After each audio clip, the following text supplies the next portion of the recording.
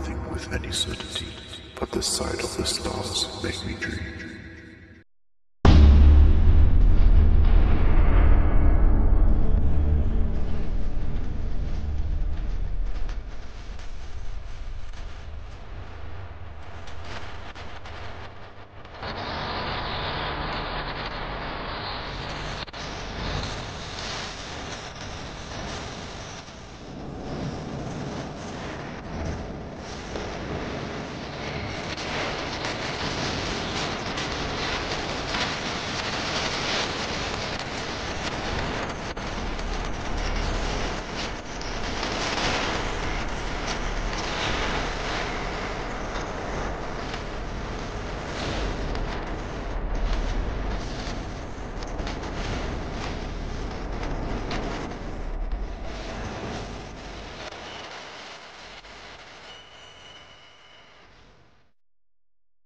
So paano nga ba kumita ng pera na nasa bahay lang na hindi mo na kailangan gumamit ng gadgets?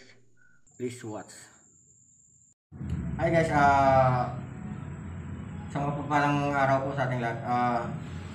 By the way, ano po bang ibang pinagkakaabalahan ko maliban sa pag-YT at saka pagtatrabaho? Kumbaga ibang pinagkakitaan ko. Alam mo ba kung ano? Ito po.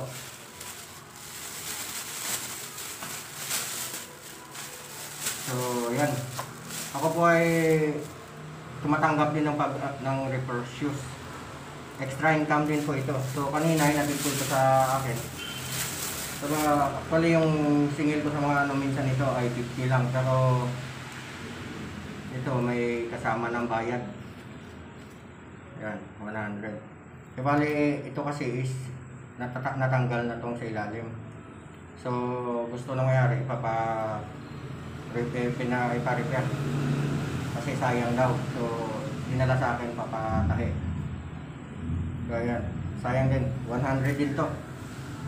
So gusto niyo makita kung paano mag-repair, sige, panoorin nyo.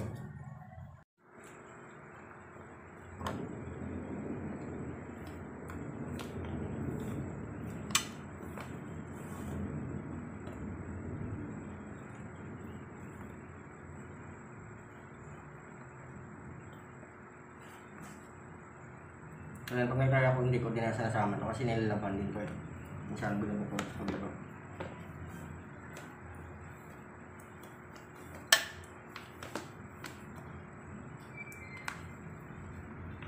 Ayan, ito po minsan yung ano, nung wala pang pandemic medyo malakas yung kita ko sa pag-repair ng sapatos. Kasi pero nung wala ng pandemic, syempre walang gumagana. Kaya ano, actually dapat pag mga natatanggal siya, ni-rugby. Pero since ni-rugby niya na, gusto niya papatahi.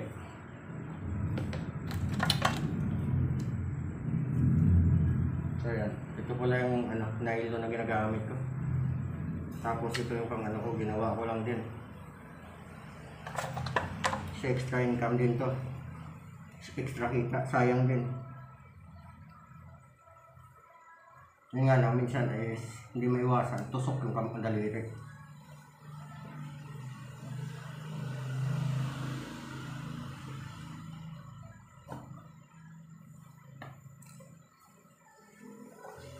So dapat is yung dito, sukat na sukat siya. Hindi siya, huwag naman yung saktong-sakto, dapat may pasobra sa paikot na to. Kasi baka ma-shirt, mabitin. Mahirap yung ano, pangit yung may dugtong.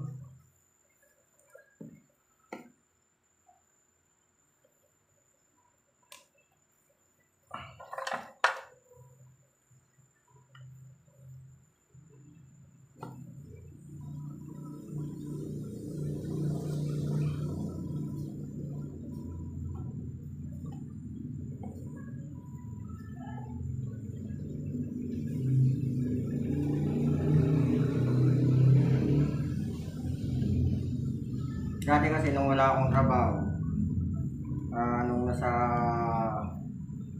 Taytay Rizal pa ako nakatira, ito yung anak buhay ko din, yung pag-repair ng sapatos, repair ng payong, ganyan. Kaya nung nandito na ako sa trabaho ko ngayon, hindi pa rin siya nawawala kasi sayang din naman eh.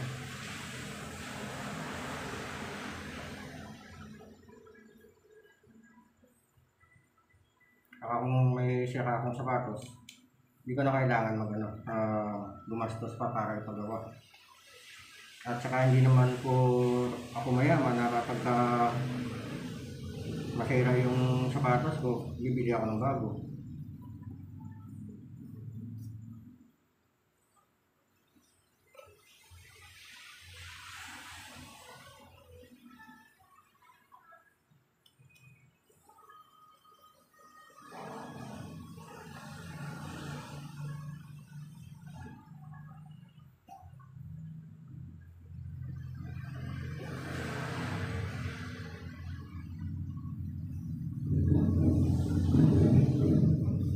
Ayan po siya. Kung inyo pong napapansin, ayan na po. Ayan po yung kanya. Kinalabasan.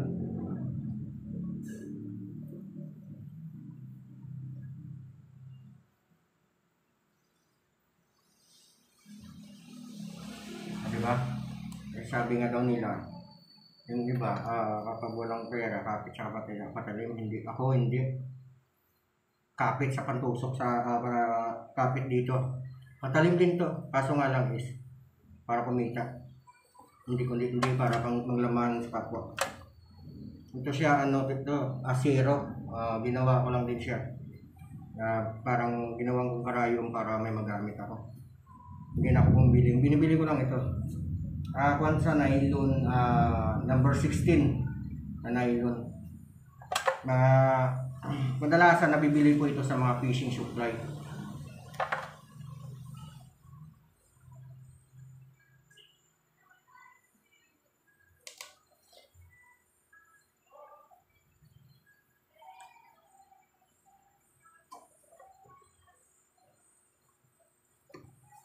Ngayon dati nung wala pang pandemic, yung isa din sa kaya pinagkakabalaan ko pag tulad dito pang-gabi duty ko sa trabaho.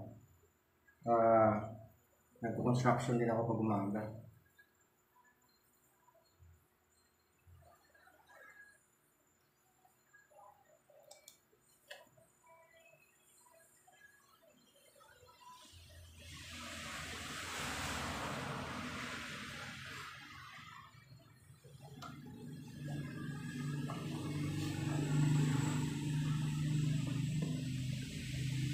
Ayan, ito pa lang siya nakapal.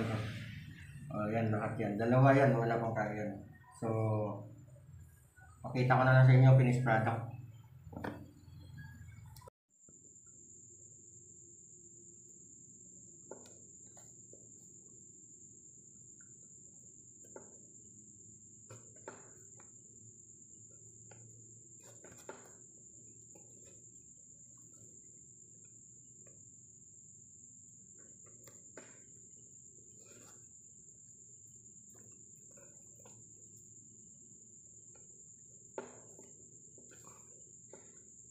Ayan guys, patapos na.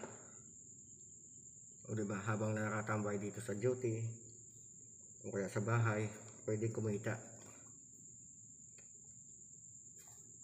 Diba? Extra income. Ito yung tinatawag na kumikita ka na hindi mo kailangan gumamit ng gadgets. Tumanggap ka lang ng sapatos na i-repair o kaya chinilas.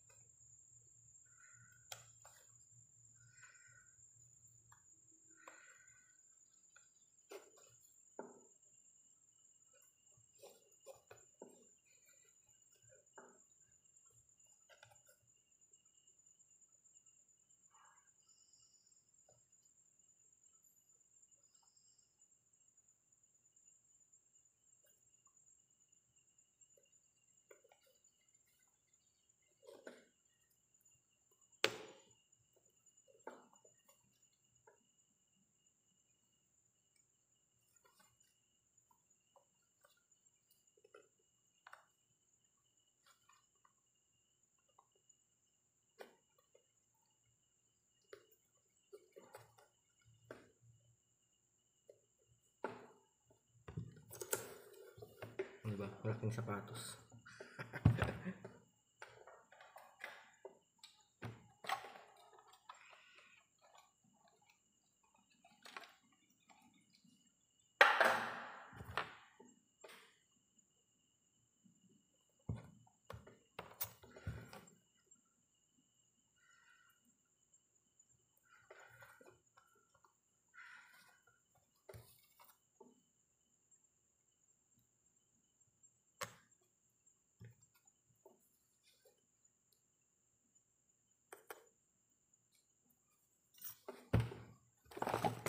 Ayan.